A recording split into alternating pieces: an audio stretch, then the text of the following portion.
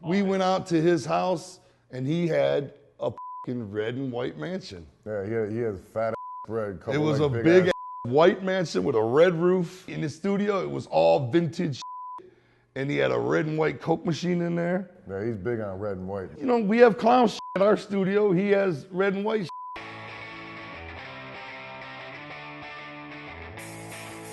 But he knew what he was doing in asking us to do that song. He knew that people would be like, what the f? You know, and it would create hella talk. And he knew that, and that's why he did it. You know, there wasn't a whole lot of talk. It was about business, it was about the music, yeah, you know. Getting done. The only thing I'll say is it was a collaboration, and it really was, because he respected our input. And he used our input.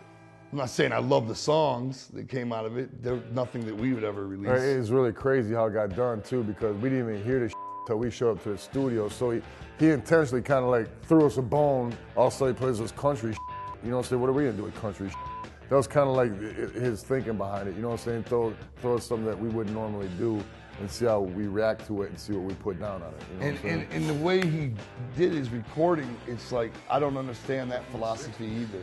But, you know, he's obviously the one selling the records, you know, but... Reel-to-reel tape, you know what I'm saying? Tracks. We had 3 tracks for our stuff. Now, why somebody would restrict themselves to keep it a certain sound? Like, he wanted a garage sound. So he refused to open, you know, a big Pro Tool session and all that.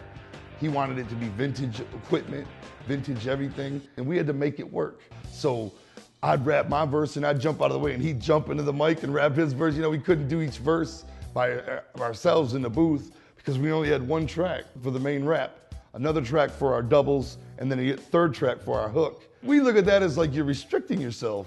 You're restricting your music to stick to a code of how you want your music to sound. But you gotta respect it because that's his thing. That's his thing. He asked us to be on his. If we would have asked him to be on our accepted, it would have been a whole different world. You know, he'd have had 80 tracks just for vocals. In which we did ask him to be on our. He was like, no. It's just like us, man. When it came time to take that picture, you know, we put the makeup on and he put his black hat and his black outfit on, you know? It's the same thing, you know what I mean? Only he's critically acclaimed and we're not. When he put his hat on, that is his makeup. You feel what I'm saying?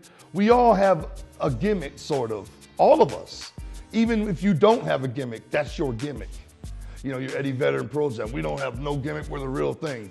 That's how you want to be perceived, as the group without a gimmick. That's your gimmick. You feel what I'm saying? It's no different than us.